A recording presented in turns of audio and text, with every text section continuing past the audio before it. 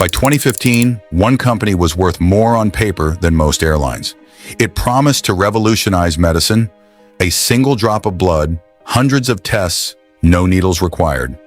It was almost entirely fake. But here's the part most versions of this story skip over. Some of the smartest, most experienced people in business had real reasons to doubt it, and invested anyway. This is the story of Theranos, told through the people who should have seen it coming. Theranos was founded by Elizabeth Holmes, a Stanford dropout who promised to replace traditional blood testing with a device called the Edison, capable of running hundreds of lab tests from a single finger prick of blood. The pitch was extraordinary: cheaper, faster, less painful healthcare, available in pharmacies across the country. Investors, board members, and partners lined up. By 2014, Theranos was valued at $9 billion. Here's what's easy to forget: the technology never actually worked reliably. Behind the scenes, the vast majority of Theranos' tests weren't run on the Edison device at all. They were quietly run on standard commercial lab equipment, the exact machines Theranos claimed to be replacing. And this wasn't a secret to everyone. Several people close to the company had genuine reasons to be skeptical, well before the public ever found out. Some board members had no real background in medicine or diagnostics at all. The board included former secretaries of state and retired military leaders, impressive names that added credibility, but not the kind of scientific scrutiny a medical device company actually needed. Employees who raised concerns internally described being met with secrecy, non-disclosure agreements, and in some cases, direct legal intimidation. Some who tried to speak up were threatened with lawsuits designed specifically to keep them quiet. One of the most striking whistleblowers was actually the grandson of a Theranos board member, a young employee who raised concerns internally about inaccurate test results, and was met not with an investigation, but with legal threats from the company's lawyers. He persisted anyway, eventually helping journalists uncover what was really happening inside the company. So why did sophisticated, experienced investors still write checks? Part of the answer is that Theranos deliberately limited access. Investors were often not allowed to perform the kind of independent technical due diligence that would be standard for a company this size. Holmes controlled information tightly and demanded trust rather than verification. But part of the answer is less flattering. Some investors appear to have been swept up in Holmes's reputation in the story itself. A young, charismatic founder promising to revolutionize healthcare was an extremely compelling narrative, and narrative can be a powerful substitute for due diligence when everyone else in the room seems convinced too. Media coverage didn't help. Glowing profiles compared Holmes to Steve Jobs. She even adopted his all-black turtleneck as a personal uniform and cultivated an unusually deep voice in public appearances that former colleagues later said wasn't how she actually spoke privately. Business magazines put her on their covers as a self-made billionaire, and that kind of coverage made skepticism feel like it was swimming against the tide rather than asking a reasonable question. The board itself added to the illusion of scrutiny without actually providing much.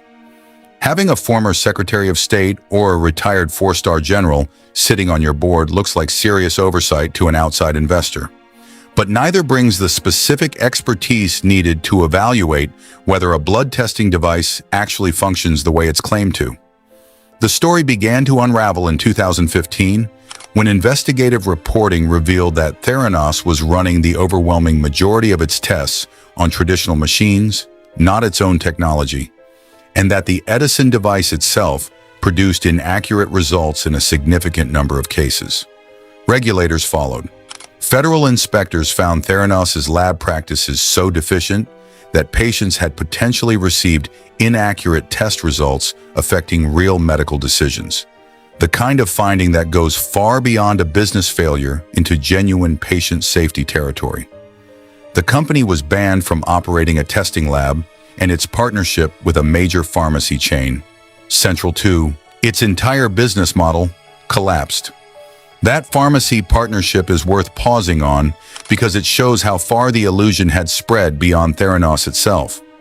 The chain had planned to roll out Theranos testing centers in thousands of its stores nationwide, betting heavily on the promise that blood testing was about to become faster and cheaper for millions of everyday customers.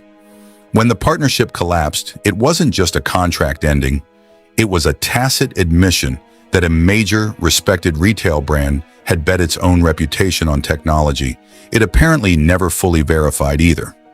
Board members and prominent investors who had publicly backed Holmes for years largely went quiet as the story unraveled, rarely addressing publicly what they had or hadn't verified before putting their names and money behind the company.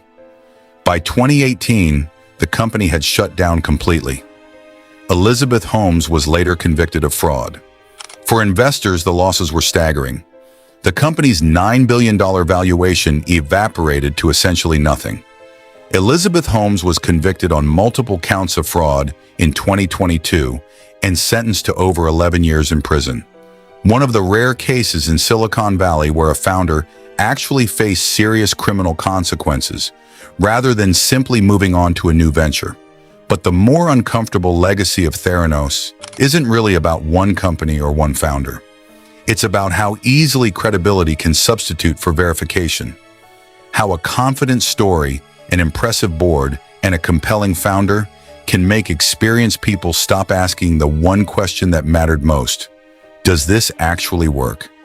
It's worth remembering that most of the people who eventually raised the alarm weren't the investors with the most money or the most access.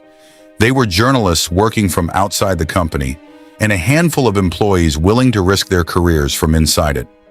The people with the strongest financial incentive to look closely were often the ones who looked away. Theranos wasn't the last company where investors chose belief over verification, and it won't be the last time it happens again.